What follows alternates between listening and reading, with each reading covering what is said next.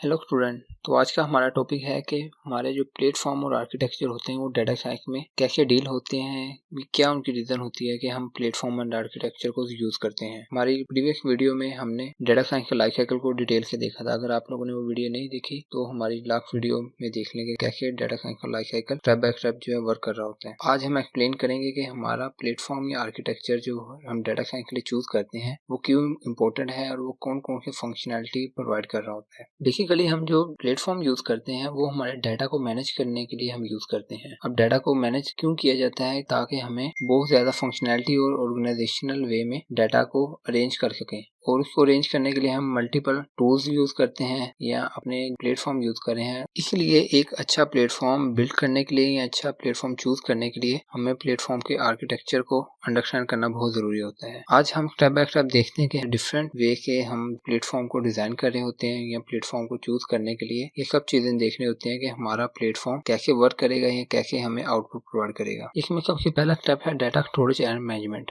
इस स्टेप में हमने बेसिकली अपने आर्किटेक्चर या प्लेटफॉर्म को देखना होता है कि हमारा प्लेटफॉर्म कैसे हमारे डाटा को स्टोर करेगा या कैसे हमारे डाटा को मैनेज करेगा। अब डिफरेंट प्लेटफॉर्म जो है डिफरेंट टाइप के आपको सोल्यूशन भी प्रोवाइड करते हैं और आपको डाटा स्टोरेज की फैसिलिटी भी प्रोवाइड कर रहे होते हैं। कुछ प्लेटफॉर्म जो है रिलेशनल डेटाबेस के साथ हमारे डाटा को मैनेज करते हैं, कुछ प्लेटफॉर्म हमारे नॉन एसक्यूएल डेटाबेस के थ्रू हमारे डाटा को मैनेज कर रहे होते हैं, और कुछ हमारे डिस्ट्रीब्यूटिव फाइल सिस्टम के थ्रू डाटा की मेंटेनेंस कर रहे होते हैं। तो जो हम आर्किटेक्चर यूज कर रहे होते हैं हमें ये श्योर होना चाहिए अपना आर्किटेक्ट या प्लेटफॉर्म चूज करने के पहले कि हमारा वो वाला प्लेटफॉर्म या वो आर्किटेक्ट जो हमारा होगा वो हमारे डाटा को इस तरह मैनेज कर रहा हो कि अगर हमारा लार्ज डाटा भी आ जाए उसको भी मैनेज कर ले। अगर हम डिफरेंट टाइप का उसे डाटा देंगे तो वो भी इजीली उसको अंडरस्टैंड करते हुए स्टोर भी कर ले और मैनेज भी कर ले। सेकंड नंबर पे हमारे पास आता है डाटा प्रोसेसिंग। तो क्योंकि हम डाटा साइंस की बात कर रहे हैं, हमने डाटा साइंस में अपने डाटा को मैनेज करना है या डील करना है, तो आपको पता है कि डाटा साइंस में हम लार्ज अमाउंट ऑफ डाटा को डील करते हैं। यहाँ पर हमारे पास ह्यूज अमाउंट ऑफ डाटा होगा, वहां पर हम डाटा साइंस अप्लाई करते हैं। तो डाटा प्रोसेसिंग बेसिकली हमारा एक ऐसा स्टेप होता है जिसमें हमने लार्ज अमाउंट ऑफ डाटा की प्रोसेसिंग करनी होती है और उसकी ट्रांसफॉर्मेशन करनी होती है। तो इसके लिए हमें एक ऐसा आर्किटेक्ट या हमें ऐसा एक प्लेटफॉर्म चाहिए होता है जो हमारे डाटा की एफिशिएंसी को इफेक्ट ना करे, स्मूथली हमारे डाटा की प्रोसेसिंग करके हमें आउटपुट प्रोवाइड करे। इस पर्पज के लिए जो है different distributed computing architecture use होते हैं, जिनमें मोस्टली हेडोप और स्पार्क जो है वो बिग डाटा को डील करने के लिए यूज किए जाते हैं। थर्ड नंबर पे हमारे पास आता है स्केलेबिलिटी। स्केलेबिलिटी का मतलब ये होता है कि हमने जब डाटा को मैनेज करना होता है तो हमारे जो भी प्लेटफॉर्म चूज करना है वो हमारा ऐसा प्लेटफॉर्म होना चाहिए कि अगर 1000 डाटा को यूज कर रहे हैं तो हमारा प्लेटफॉर्म या हमारा आर्किटेक्चर इतना स्केलेबल होना चाहिए कि अगर उसमें हम डाटा को अपडेट करना चाहें या डाटा को इंक्रीज करना चाहें तो उसमें फ्लेक्सिबिलिटी होनी चाहिए। अगर हमारे डाटा में फ्लेक्सिबिलिटी नहीं होगी या स्केलेबिलिटी नहीं होगी तो वो सिर्फ लिमिटेड डाटा को ही डील कर पाएगा, उसमें अगर हम फर्दर एडिशन करना चाहेंगे तो हम नहीं कर पाएंगे। इसलिए हमें जब भी हमने प्लेटफॉर्म या आर्किटेक्चर चूज करना है अपने प्रोजेक्ट के लिए या अपने सिस्टम के लिए, तो उसमें ये चीज देखना भी जरूरी होता है कि हमारा वो प्लेटफॉर्म या हमारा वो आर्किटेक्ट स्केलेबल होना चाहिए। और नंबर पे हमारे पास आता है tools and library compatibility. It mean कि जो हम प्लेटफॉर्म यूज कर रहे हैं या जो हम आर्किटेक्चर यूज कर रहे हैं उसमें जो हमने टूल यूज करने हैं, कुछ बिल्ट इन लाइब्रेरी यूज करनी है, वो हमारे सिस्टम के साथ या हमारे प्लेटफॉर्म के साथ कंपेटेबल होनी चाहिए। जैसा कि आपको पता है कि जब हम डीप लर्निंग पे वर्क कर रहे होते हैं तो वहां पर हमारे पास जीपीयू आर्किटेक्ट यूज किया जाता है ताकि हम अपने लार्ज अमाउंट ऑफ डाटा को डील करते हुए फास्टली एग्जीक्यूशन करवा पाए। तो इसी तरह जब हमने अपने डाटा साइंस में कोई लाइब्रेरी यूज करनी है या हमने टूल को यूज करना है तो हमारा एक ऐसा प्लेटफॉर्म या ऐसा आर्किटेक्ट होना चाहिए जो को उन टूल्स या लाइब्रेरीज के साथ कंपेटेबल हो ताकि हमें इफेक्टिव रिजल्ट मिल सके। फिफ्थ नंबर पे हमारे पास आता है real time versus batch processing. Operating system में आप लोगों ने पढ़ा होगा कि रियल टाइम ऑपरेटिंग सिस्टम क्या होता है या आपकी बैच प्रोसेसिंग क्या होता है। यहाँ पर आपको थोड़ा सा ओवरव्यू दोबारा दे दिया जाएगा। तो जब आपने किसी प्रोजेक्ट के ऊपर काम करना होगा तो अपने प्रोजेक्ट की रिक्वायरमेंट के अकॉर्डिंग ये डिपेंड किया जाता है कि आप रियल टाइम कोई सिस्टम बनाना चाह रहे हैं या आप कोई बैच प्रोसेसिंग टाइप जो है वर्क करना चाह रहे हैं। तो रियल टाइम बेसिकली हमारा ऐसा सिस्टम होता है जिसमें हमें फास्टली एग्जीक्यूशन रिक्वायर होती है और हमारे पास डिले टाइम बहुत ही कम होता है।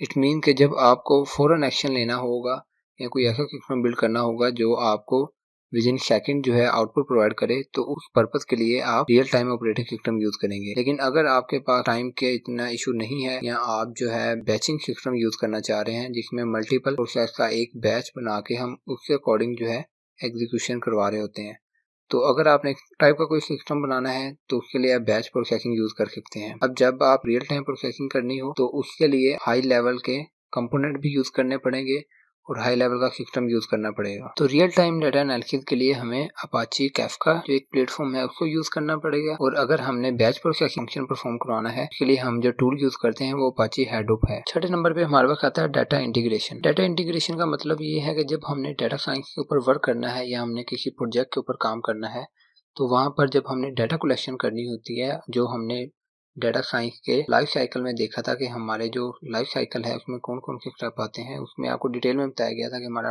डाटा कलेक्शन का जो पॉइंट होता है वो हम कैसे डाटा गैदर करते हैं और किन किन वेज के हम डाटा कलेक्ट कर सकते हैं। तो डाटा इंटीग्रेशन का मतलब ये है कि जब हमने डाटा कलेक्ट कर लिया, अब हमारे पास डाटा जो है मल्टीपल टाइप का हो सकता है, तो उस मल्टीपल टाइप के डाटा को या वेरियस टाइप के डाटा को एक जगह पर कंबाइन करना और उसमें सिमिलैरिटीज ऐड करना ताकि वो एक ही प्लेटफॉर्म पे रहते हुए वर्क कर सकें, तो ये हमारा डाटा इंटीग्रेशन कहलाता है। तो हमारा जो प्लेटफॉर्म और आर्किटेक्चर होता है वो हमें फैसिलिटी प्रोवाइड करता है कि हमारे डाटा इंटीग्रेशन डिफरेंट कनेक्शन या एपीआई के थ्रू पॉसिबल हो सके, ताकि हमारा डाटा जो है एक जगह पर कंबाइन होकर एक कंप्लीट डाटा सेट बना सके। 7 नंबर पे हमारे पास है कॉस्ट कंसीडरेशन। इट मीन कि जब हमने कोई प्लेटफॉर्म या आर्किटेक्चर डिजाइन करना है या हमने किसी प्रोजेक्ट के लिए कोई प्लेटफॉर्म एंड आर्किटेक्ट चूज करना है, तो वो हमारा कॉस्ट इफेक्टिव होना चाहिए। इट मीन कि हमारा अगर बजट ही कम होगा तो हमें कोई ऐसा प्लेटफॉर्म नहीं चूज करना चाहिए जिसके लिए हमें सेपरेट पे करना पड़े। जैसे क्लाउड बेस आपका कोई प्लेटफॉर्म है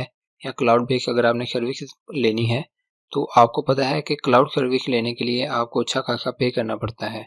तो अगर हमारे प्रोजेक्ट का बजट ही लो होगा या हम सेल्फ प्रोजेक्ट बना रहे होंगे तो उसके लिए हम इतना बजट अफोर्ड नहीं कर सकते। इसलिए हमें ये देखना चाहिए कि जब हमने कोई प्रोजेक्ट स्टार्ट करना है तो उसके लिए हमने जो प्लेटफॉर्म या आर्किटेक्ट चूज कर रहे हैं वो हमारा कॉस्ट इफेक्टिव होना चाहिए। 8 नंबर पे हमारे पास आता है सिक्योरिटी एंड कंप्लायंस। मीन के हमने जब प्लेटफॉर्म एंड आर्किटेक्ट को चूज करना है तो वो हमारे रिक्वायरमेंट के अकॉर्डिंग या हमारी सिक्योरिटी को मीट कर रहा हो। मीन कि हमने जो रूल्स एंड रेगुलेशन बताए हैं अपने सिक्योरिटी पर्पस के हवाले से या कुछ हमने कंप्लायंस बताए हैं उस रिक्वायरमेंट को फुलफिल करते हुए हमें सिक्योरिटी प्रोवाइड कर सके। जैसा कि हमारी डाटा इंक्रिप्शन पर्पस के लिए या एक्सेस कंट्रोल के लिए या ऑडिबिलिटी के लिए हमें अगर कोई सिक्योरिटी रिक्वायर है या कंप्लायंस रिक्वायर है तो हमारा प्लेटफॉर्म हमें ये सिक्योरिटी प्रोवाइड करे। ये ना हो कि हमने एक प्रोजेक्ट जो है किसी प्लेटफॉर्म को यूज करते हुए डिजाइन कर रहे हैं और वो हमें सिक्योरिटी ही ना दे रहा हो या हमारे डाटा को कहीं पर लीक कर दे। तो इस पर्पस के लिए हमें ऐसा प्लेटफॉर्म या ऐसा आर्किटेक्ट चूज करना चाहिए जो हमारे डाटा को और हमारे प्रोजेक्ट को सिक्योरिटी प्रोवाइड करे। 9 नंबर पे हमारे पास आता है मॉडल डिप्लॉयमेंट। ये आपका सबसे इम्पोर्टेंट स्टेप होता है जिसमें आपने प्रोजेक्ट बनाने के बाद उस प्रोजेक्ट को कहीं पर डिप्लॉय करना होता है। तो हमें एक ऐसा आर्किटेक्ट या ऐसा प्लेटफॉर्म चूज करना चाहिए जो कि प्रोजेक्ट कंप्लीशन के बाद जहां पर हम उसे डिप्लॉय करना चाहें वहां पर इजीली इंटीग्रेट भी हो सके सिस्टम के साथ और वहां पर डिप्लॉय भी हो सके। अगर हम किसी सर्वर बेस्ड एप्लीकेशन पे काम कर रहे हैं तो हमें उस सर्वर पर भी हमारा ये इंटीग्रेट हो सके, और अगर हमने कोई हार्डवेयर बेस्ड कंपोनेंट यूज करने हैं तो वहां पर अगर हम इसको डिप्लॉय करना चाह रहे हैं तो उससे भी इजीली जो है इंटीग्रेट हो सके। हमारा प्लेटफॉर्म या आर्किटेक्ट ऐसा नहीं होना चाहिए कि हमारी सारी वर्किंग के बाद जब हमारा फाइनल डिप्लॉयमेंट का टाइम आए तो तब वो हमारे सिस्टम के साथ इंटीग्रेट ही ना कर पाए। इसलिए हमें सिस्टम डिजाइन करने के पहले या कोई प्रोजेक्ट स्टार्ट करने के पहले ये चीज मेक श्योर करनी चाहिए कि हम जो भी प्लेटफॉर्म यूज कर रहे हैं, जो हम आर्किटेक्ट यूज कर रहे हैं, वो हमारे डिप्लॉयमेंट में या इंटीग्रेशन में हेल्पफुल हो। लास्ट नंबर पे हमारे पास आता है टीम कोलैबोरेशन। तो टीम कोलैबोरेशन डाटा साइंस में बहुत ही इंपॉर्टेंट रोल प्ले करती है। हमारा जो प्लेटफॉर्म है वो हमारी कोलैबोरेटिव वर्कफ्लो को सपोर्ट करना चाहिए ताकि जो हमारे बाकी टीम मेंबर होते हैं वो डाटा एनालाइज कर सकें या मॉडल डेवलपमेंट में हेल्प कर सकें। अगर हमारा टीम कोलैबोरेशन नहीं होगी या हमारा प्लेटफॉर्म इतना फ्लेक्सिबल नहीं होगा कि वो मल्टीपल पर्सन को या मल्टीपल टीम मेंबर को वर्क करने की अथॉरिटी प्रोवाइड ना करे तो वो भी हमारे लिए एक अच्छा आर्किटेक्ट साबित नहीं होता। इसलिए हमें आर्किटेक्ट या प्लेटफॉर्म को चूज करते हुए ये चीज देखनी चाहिए कि वो टीम कोलैबोरेट भी होना चाहिए। हमारा वो आर्किटेक्ट हमारे लिए बहुत ही बेनिफिशियल होता है जो हमें कोड शेयरिंग की फैसिलिटी प्रोवाइड करे और हमें वर्जन कंट्रोल की फैसिलिटी प्रोवाइड कर रहा हो। तो इस तरह का हमारे लिए आर्किटेक्ट बहुत बेनिफिशियल होता है। इससे हमें क्या होगा कि अगर हम मल्टीपल टीम मेंबर हैं जो एक जगह पर वर्क नहीं कर रहे, तो अगर हमारे पास कोड शेयरिंग की फैसिलिटी है तो हम इजीली, अगर हम कहीं पर स्टक हो गए हैं या हम कोई सोल्यूशन फाइंड करना चाह रहे हैं, कुछ उसमें अमेंडमेंट करना चाह रहे हैं, तो हम अपने दूसरे टीम मेंबर के साथ वो कोड शेयर करके उसमें मॉडिफिकेशन करवा सकते हैं। तो इस तरह जो डाटा साइंटिस्ट होते हैं या जो ऑर्गेनाइजेशन किसी प्रोजेक्ट पे काम कर रही होती है, उसे अपने प्रोजेक्ट की रिक्वायरमेंट को केयरफुली एक्सेस करना चाहिए, और अगर उसके दौरान कोई कंस्ट्रेंट आ रहे हैं तो उनको सॉर्ट डाउन करते हुए एक इन्फॉर्मेटिव डिसीजन लेना चाहिए, ताकि हम उससे रेलिवेंट ही कोई प्लेटफॉर्म या आर्किटेक्ट को सिलेक्ट कर पाए। तो ये था हमारा आज का टॉपिक। मिलते हैं नेक्स्ट वीडियो के साथ, तब तक के लिए अल्लाह हाफिज़।